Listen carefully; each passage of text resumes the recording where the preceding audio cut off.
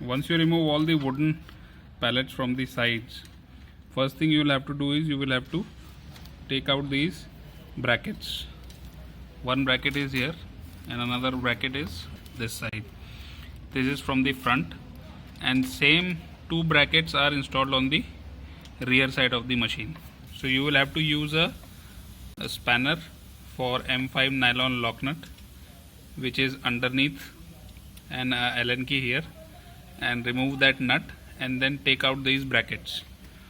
These brackets are installed so that the machine remains stable during the transit.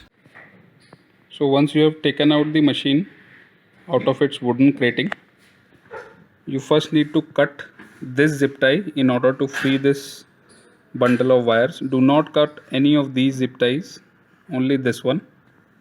Then for the Y left motor from the front, this I am showing you from the back of the machine. So from the front, for this motor wire, you will have to cut this zip tie here, this one. Cut this zip tie and this motor wire will be free. You will also have to remove this doctor tape. We have put it on the couplers so that no screw falls during the shipment. So remove this doctor tape completely. Similarly, from this side also you will have to remove this doctor tape. For the other Y motor, here is the connector, and you will have to remove this doctor tape in order to free this connector. So this is for the Y motors. Now you will also have to remove the doctor tape from this side of the lead screw. From the front also you will have to remove these doctor tapes. And also on this side of the coupler. This is your connector for the XYZ probe, and for Z probe we have also put a label here showing the same. You don't need to cut this zip tie. You can also cut it if you want, but there is no requirement. So now from the front you will have to remove all this poly wrap. Wherever you found this poly wrap and this tape, it has to be removed. The best way to remove this poly wrap is to take a knife and to cut it from here. Be careful while cutting not to cut any part. So just cut this carefully and this entire poly wrap will easily come off. Similarly on the top, Z motor connector is here. It is left as it is. So you will have to remove this tape and this foam also. We have also installed these screws along with the T-nuts on the V wheels on the Y axis plates on both the sides, so that this carriage doesn't move during the shipment. So please make sure you remove these screws along with the T-nut before you start any kind of motion. So one is on this side from the back of the machine, and there is another on this side. Similarly we have another one here, and same is on the back side on the opposite. So you have to remove these.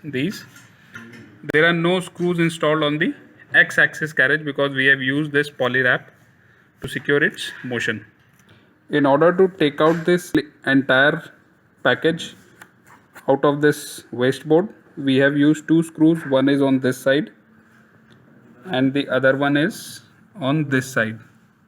So you have to remove these screws and this entire thing can be taken out of the wasteboard, and then you can remove this poly wrap to take out this box from above the controller. You can use a knife and you can just cut this from all the sides, and then you can easily take out this box. This is the cable for the Makita router. So you have to cut this zip tie in order to free this cable and also remove this poly wrap. And you can also cut this zip tie here.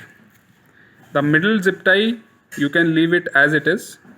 We have installed it so that the drag chain remains right on top of this profile during its movement. So you will have to remove this zip tie and the ones which is installed here. If you want, you can also remove this, but it is not mandatory. X-axis motor connector is this side, so you will have to just bend it like this and it will come out of the cavity. Installed one zip tie on the Y-axis drag chain. You don't need to cut this zip tie, it is also installed for the same purpose, so that the drag chain remains right on top of this extrusion during the entire movement. So we have tested this setup with Fusion 360 G codes. So it works very well with Fusion 360 G codes. When they are sent through open builds control, then the Makita router turns on automatically. This is connected directly to the black box, and we use it to connect the Makita router plug into this like this. So basically what this does is, if you have generated the G code through Fusion 360 or through any other CAM software which supports the tool start off command, then if you open the open builds control software and send G code through it, then the Makita router will turn on automatically. And you can also switch off the Makita router from open builds control if you are connecting it to this plug. If you don't want to connect it through this plug, then you can also connect Makita router directly into the AC wall socket. So it is just for turning the Makita router on and off through open builds control if the CAM generated by your software contains the tool on off command in it.